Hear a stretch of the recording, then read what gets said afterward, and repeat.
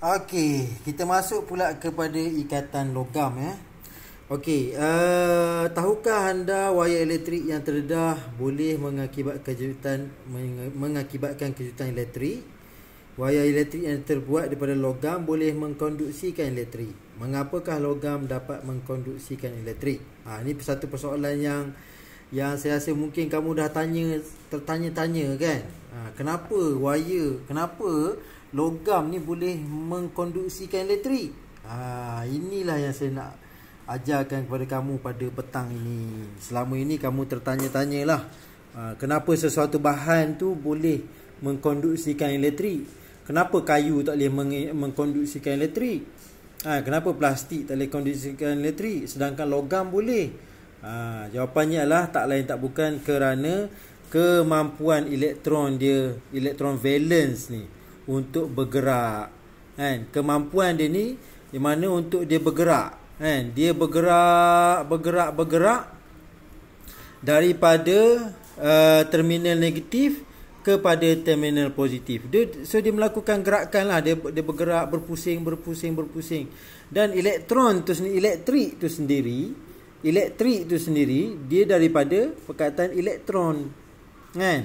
Kuasa elektron, pergerakan elektron tu sendiri. Okey, kita tengok satu-satu.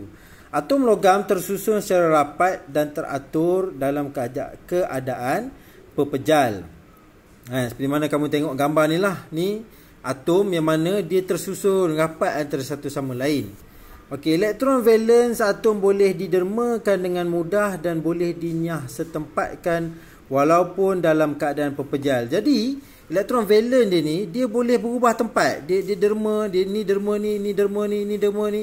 Dia tak duduk pada atom ini sahaja. Dia boleh bergerak daripada satu atom ke atom yang lain, dari atom ini ke atom yang lain, walaupun dia dalam keadaan pepejal. Okey, elektron valence boleh didermakan dengan mudah dan boleh dinyah setempatkan walaupun dalam keadaan pepejal. Ion logam yang bercas positif terbentuk apabila elektron valence dinyah setempatkan. Okey, bila mana dia buang elektron dia bagi ke orang lain, dia akan jadi cas positif. Logam tu akan bersifat positif. Sebab apa? Dia dah bagi elektron dia dekat sebelah dia. Yang ni sebelah ni bagi lagi sebelah. Yang ni bagi lagi sebelah.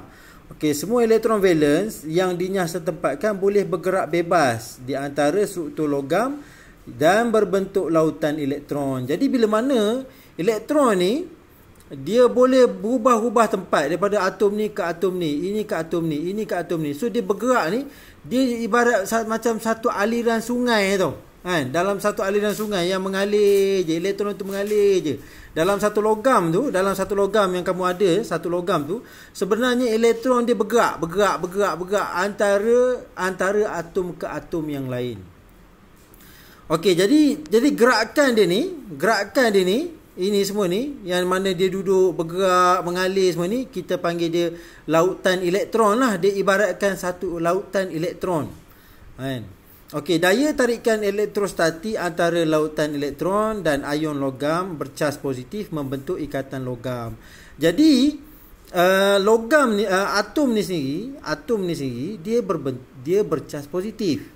Manakala lautan elektron ni elektron dia bercas negatif.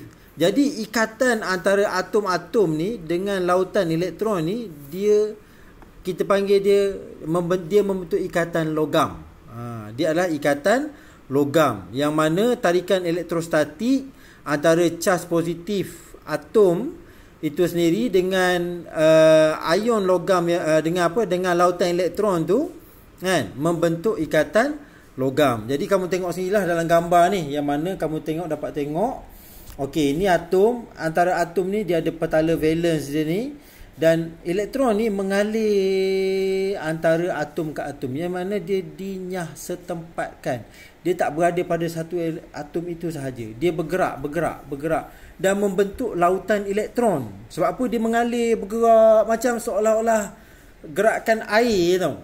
Ibaratnya atom, yang mana atom ni sebenarnya dia